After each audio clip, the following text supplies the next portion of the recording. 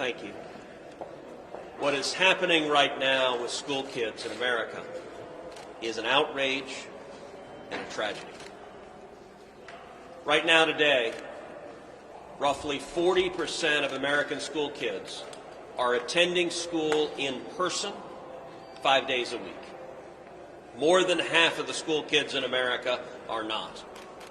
It's been now nearly a year since the COVID lockdowns began. This is unacceptable. Millions of kids are falling behind. Millions of kids are not learning reading, not learning math, not learning history, not learning science, not learning art, not learning music. And the data shows that as these kids fall farther and farther behind, that learning gap will never be filled. This Democratic spending bill, filled with a partisan wish list, does nothing to change this. What congressional Democrats are telling you is your kids don't get to go to school.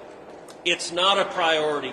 We shouldn't accept this. We need to open the schools now. We need to get the kids back in schools. And it's important to understand that the impact on kids, it's not distributed uniformly.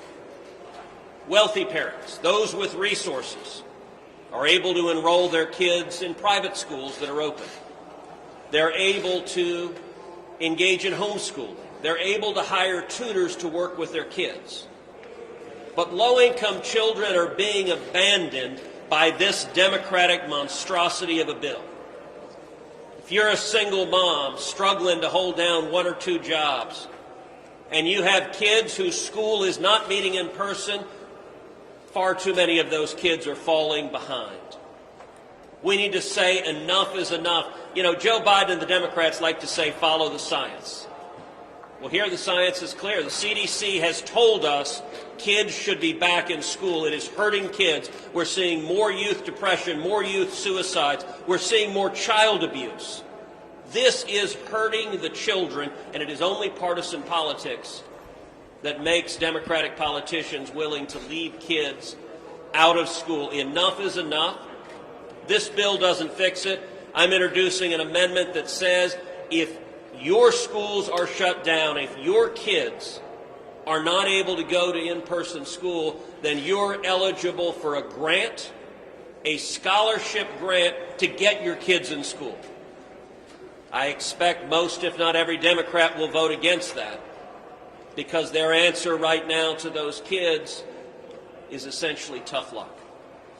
We shouldn't be willing to accept that.